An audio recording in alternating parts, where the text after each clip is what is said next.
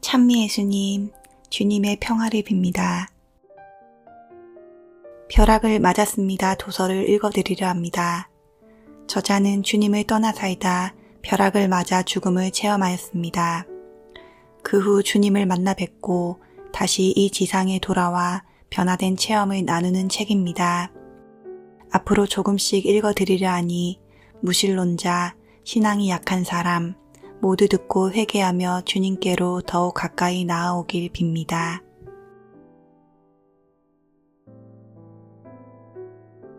하느님께서는 끊임없이 거듭해서 증거를 보여주시지만 인간은 거듭해서 하느님의 존재를 부정한다. 하느님은 존재하지 않아 라고 단정하거나 하느님이 정말 존재하실까? 라고 의심하거나 또는 저 세상은 공상가의 조작일 뿐이야 라고 치부해버리거나 죽음으로 모든 것이 다 끝나는 게 확실해 라고 믿는 사람들은 이 작은 책을 꼭 읽어주시기 바랍니다. 이 책은 1995년에 생겼던 사건과 그 후에 일어났던 일을 기록한 것입니다. 글로리아 폴로 박사는 콜롬비아 출신으로 사고를 당해 죽었던 여성 치과 의사입니다. 그 사고로 그녀는 매우 위중한 상태에 빠졌고 며칠 동안 혼수 상태에 있었으며 의료장치를 통해서만 생명을 유지할 수 있었습니다. 의료장치를 떼어내면 그 즉시 죽을 상황이었습니다. 그녀를 담당하던 의료진들은 이미 그녀를 포기했었고 그래서 모든 조치를 중단시킬 참이었습니다. 하지만 바로 그 시점에 하느님께서 그녀의 삶에 개입하셨습니다. 그녀는 혼수 상태에 빠져 있는 동안에 이 세상이 아닌 그곳, 바로 저 세상에 있었습니다. 그리고 하느님의 존재를 부정하고 하늘나라를 부정하는 사람들에게 자신이 체험한 모든 것의 증인이 되고 영적 세계를 증명해 보이기 위해 지상으로 다시 돌아왔습니다. 그녀는 그곳에서 아주 중대한 복음을 듣고 돌아왔습니다. 이제 여러분은 그녀가 들고 온 복음을 이 책에서 직접 읽으시거나 그녀의 입을 통해 직접 들으실 수 있습니다. 글로리아 폴로 박사는 자신의 신비적 체험을 통해 지금 우리 시대의 모든 이들이 자신의 생명의 책에 눈을 돌리도록 합니다. 그녀가 한 이 체험은 그의 온 존재를 뒤흔들었고 신앙의 사막이라 일컬을 수 있는 지금 우리 시대에서 하느님과 천상의 신비를 소리 높여 전하는 소명을 갖도록 했습니다. 그녀가 전하는 복음의 본질과 그녀의 체험은 인간에 대한 하느님의 사랑과 하느님의 심오한 자비를 다시금 확인시켜 줍니다. 그녀는 교황 베네딕토 16세가 첫 번째 회칙인 하느님은 사랑이십니다를 통해 선포한 것과 동일한 내용을 반복하여 강조하고 있습니다. 하느님은 사랑이십니다. 1995년 5월 5일 하느님께서 제게 주신 이 커다란 선물을 주님 안에 모든 형제 자매님들과 함께 나눌 수 있게 되어 너무 기쁘고 행복합니다. 제가 지금부터 여러분에게 들려드릴 이야기는 1995년 5월 5일 오후 4시 30분경 콜롬비아의 수도인 산타페 대 보고타에 있는 보고타 국립대학에서 시작되었습니다. 저는 치과의사입니다. 하루 종일 비가 내렸던 그날 금요일, 같은 치과의사인 제 조카 23살과 함께 저는 논문을 쓰고 있었습니다. 그러던 중 제 남편과 함께 우리는 필요한 책 몇 권을 가지러 치의학과 쪽으로 걸어가고 있었습니다. 저는 조카와 함께 작은 우산을 쓰고서 물 웅덩이를 피해 이쪽 저쪽으로 걸음을 옮기며 걸어가고 있었습니다. 남편은 방수 망토를 입고서 비를 피하려고 중앙도서관 벽을 따라 걸어가고 있었습니다. 그런데 조카와 제가 미처 알아차리지 못한 채 나무들이 양쪽으로 늘어선 길로 접어든 순간에 좀 큰 물엉덩이를 뛰어넘으려고 하는 그 찰나에 우리는 벼락을 맞았습니다. 순식간에 우리를 숫덩이로 만들 만큼 강한 번개였습니다. 조카는 즉사했습니다. 사랑하는 조카는 외관상으로는 멀쩡했지만 등 뒤에 벼락을 맞아서 몸 내부가 완전히 타버렸던 것입니다. 매우 젊은 나이였지만 그는 모든 일에 있어 하느님께 온전히 의지하던 신앙인이었으며 특히 아기 예수님께 대한 신심이 매우 컸었습니다. 그는 석영 크리스탈로 만든 메달을 항상 목에 걸고 있었는데 법의학 전문의의 소견으로는 그 석영이 그 같은 치명적인 결과를 가져왔다고 했습니다.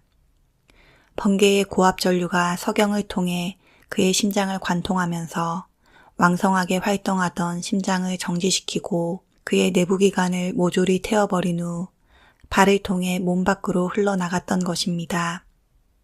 심폐소생 시도는 아무런 소용이 없었습니다.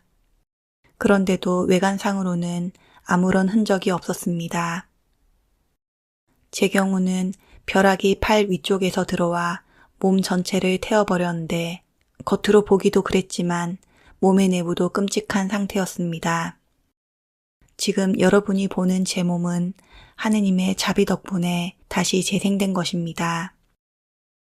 선하시고 무엇보다도 우리를 사랑하시는 하느님의 자비가 이 몸을 통해 드러난 것입니다. 제 몸의 살 전부는 엄청난 벼락으로 인해 숯처럼 타버렸습니다. 두 젖꼭지는 사라져버렸고 특히 왼쪽 가슴에는 큰 구멍이 생겼습니다. 몸의 살이라곤 찾아볼 수 없었고 입술, 복부, 하체뿐만 아니라 발도 완전히 타버렸으며 번개는 제 몸의 안과 밖을 시꺼멓게 태운 뒤 오른발을 통해 빠져나갔습니다. 간과 신장도 심하게 타버렸고 허파와 난소 역시 마찬가지였습니다. 저는 피임을 위해 루프를 사용하고 있었습니다. 그것은 구리로 만든 것인데 구리는 참 좋은 전도체입니다. 그렇기에 아마도 제 난소 두 쪽이 그렇게 심하게 타버렸을 것입니다. 얼마나 심하게 탔는지 마치 말라 비틀어진 포도알 마냥 작고 새까맣게 되어 있었습니다. 벼락이 제 몸에 닿은 즉시 저는 심장마비 상태에 빠졌고 사실상 죽은 목숨이었습니다.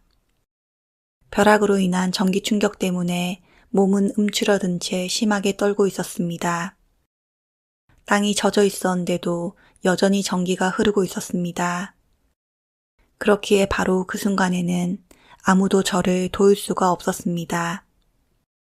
제 몸뚱이를 만지는 것이 한참 동안 불가능했습니다.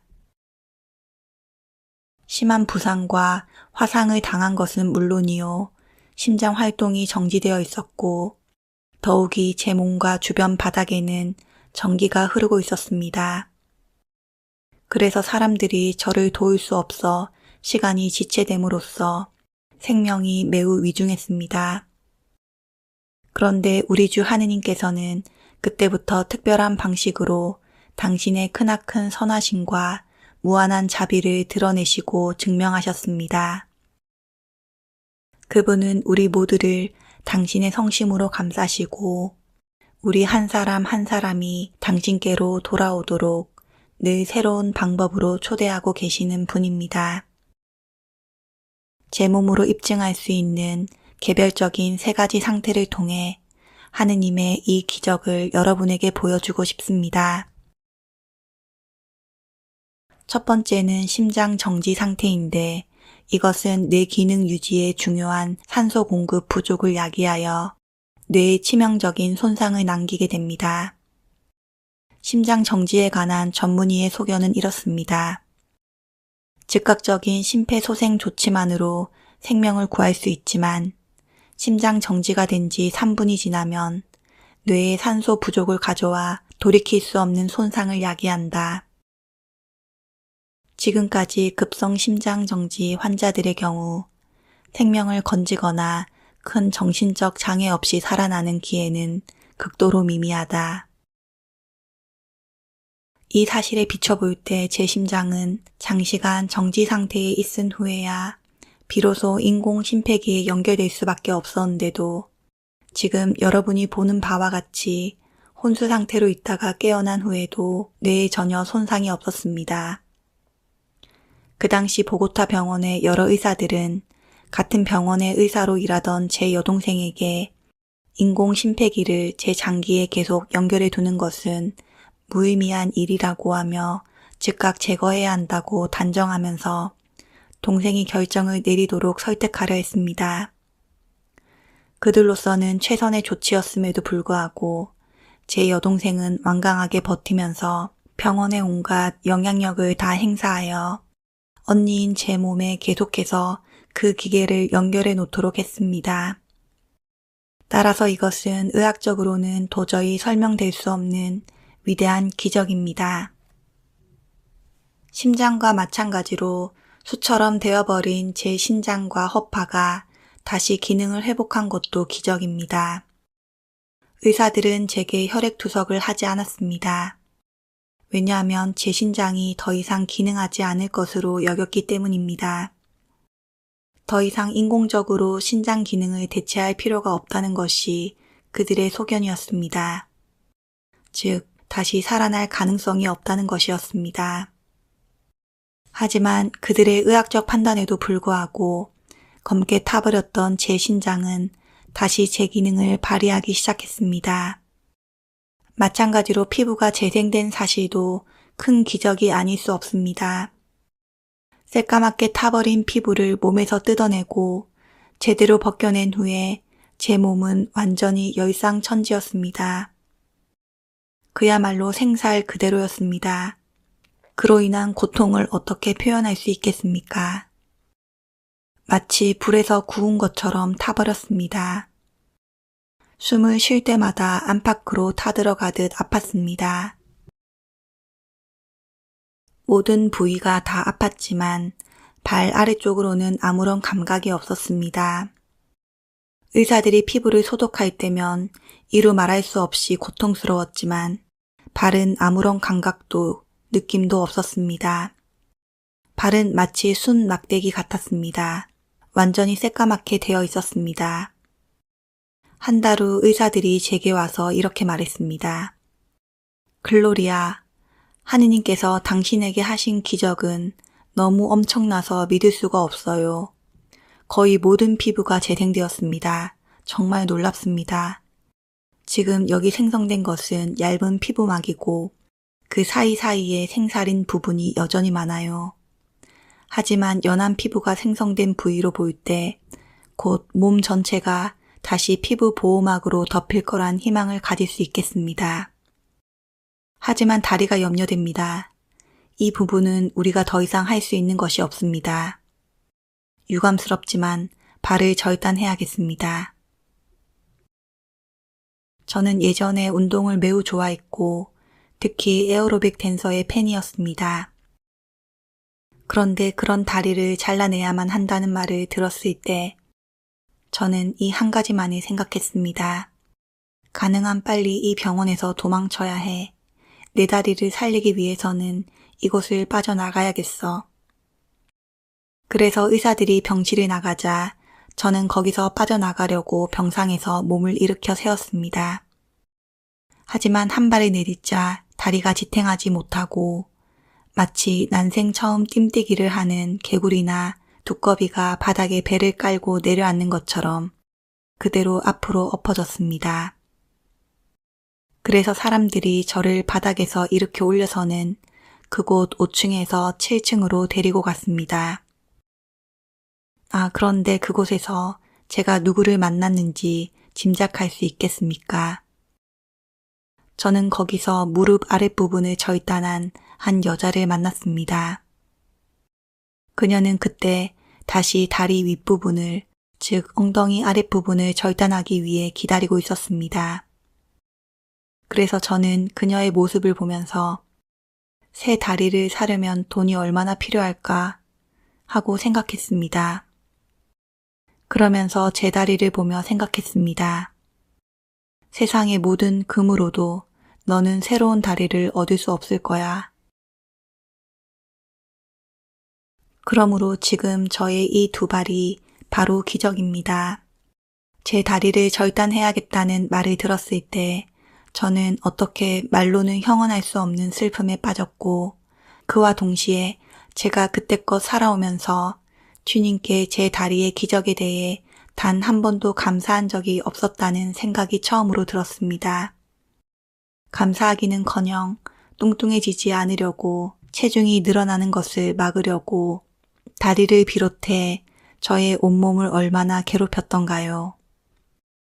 어리석게도 남들 눈에 날씬하게 보이려고 날씬한 다리를 가지려고 자주 굶었으며 다이어트와 기타 요법을 위해 돈을 잔뜩 썼습니다.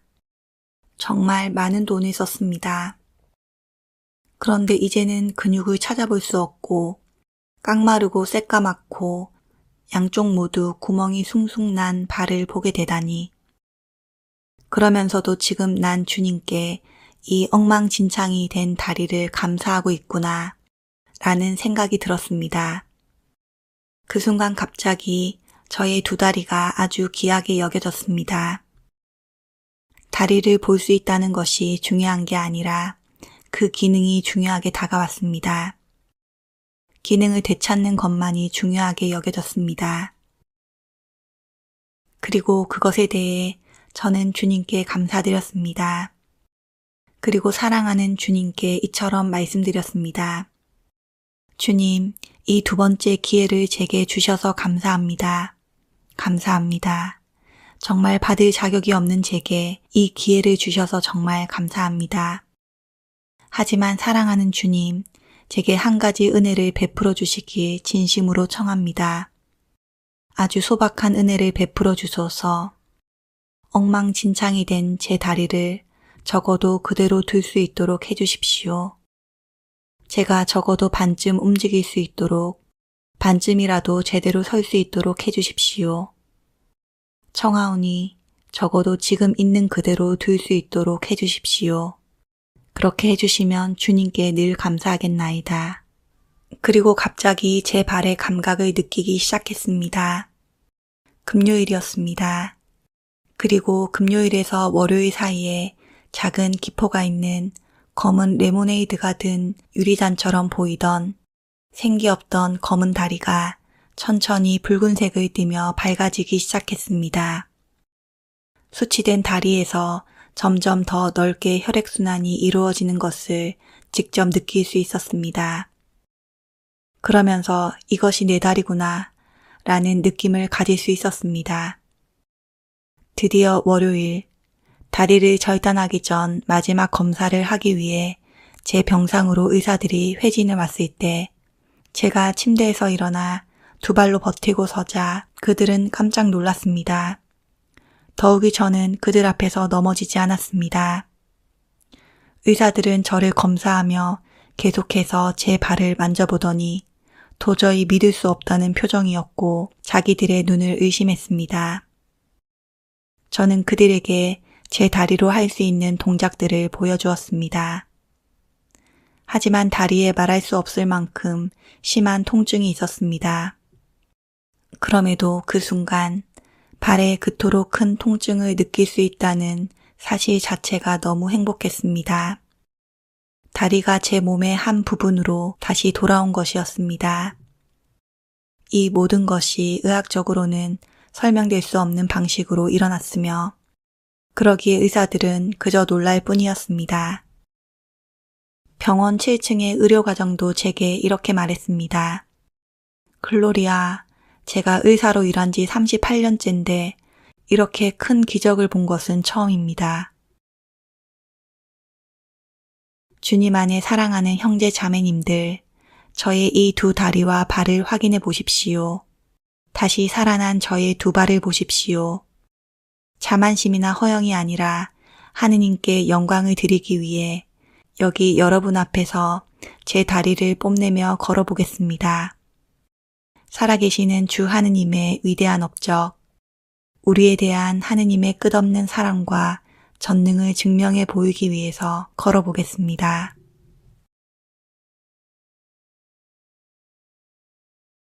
유방과 난소의 재생. 주님께서 제게 하신 또 다른 큰 기적은 다음과 같습니다. 사고 후 제 유방은 사라지고 없었습니다. 상상해 보십시오. 저는 허영심이 많은 여자였기에 평소에 그것을 매우 자랑하며 다녔습니다. 제 모토는 이랬습니다. 여자는 자연으로부터 선물 받은 매력을 마음껏 발산하고 활용해야만 한다. 그래서 평소에 저는 혼잣말로 내가 가진 것 중 가장 최고는 여기, 나의 가슴, 나의 발, 내 몸매는 최고야. 성적인 매력이 풍기는 신체이니 이걸 마음껏 보여줘야지. 라고 하며 제 자신에 대해 자부심을 갖곤 했습니다. 저는 항상 저의 여성적인 매력을 몹시 과시하며 선보이곤 했습니다. 제 몸매의 굴곡을 강조하여 엉덩이를 조금이라도 더 돋보이게 하는 쪽으로 몸을 움직이곤 했습니다. 그리고 늘 다른 이의 주목을 받았습니다. 저의 아름다운 가슴을 강조하고 사람들에게 보여주기 위해 늘 목선이 크게 드러나는 옷을 입었습니다. 그리고 많은 돈과 노력을 투자하여 아름다운 각선미를 만들었습니다. 그런데 여러분이 지금 보다시피 바로 그 허영심을 지탱해주던 중요한 것들이 거의 타버린 것입니다. 그 모든 것이 숯처럼 검게 되어 이제는 전혀 호감을 주지 못하게 되어버렸습니다. 이제 하느님께서 제게 이루신 놀라운 업적에 대해 계속 이야기하겠습니다. 어느 날 저는 사고 전에 저의 신체 활동과 경과를 늘 관리하던 의사에게 갔었습니다. 그는 자신의 몸매를 위해 굶고 몸매 때문에 약이나 마약 등을 들이마시며 인위적인 온갖 훈련과 시술로 몸매를 가꾸는 여자들을 보는데 익숙한 의사입니다. 그는 갑자기 반쯤 화상을 입고 엉망진창이 된 제 몸을 보고는 자신의 눈을 믿을 수 없어 했습니다. 그는 CT를 비롯한 최신 기기 그리고 방사능 기기를 동원하여 의학적으로 가능한 검사를 모두 다 했습니다. 검사 후 그가 제게 말했습니다.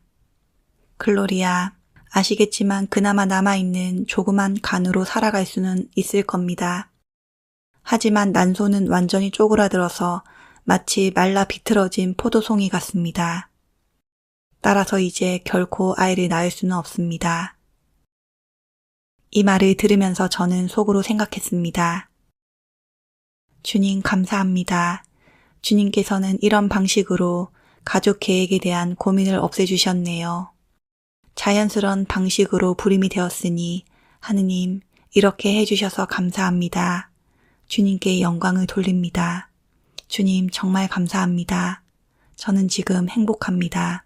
적어도 걱정거리 하나가 줄었으니까요. 하지만 그로부터 1년 반쯤 지났을 무렵 한때 유방이 있던 자리였지만 그때는 젖꼭지 부위가 피부로 뒤덮여 있던 그 자리가 갑자기 당기고 가렵기 시작했습니다. 그리고 피부가 당기면서 팽창하기 시작하더니 통증이 느껴졌습니다. 어느 순간부터는 다시 젖가슴 형태가 나타나더니 점차 자라기 시작했습니다.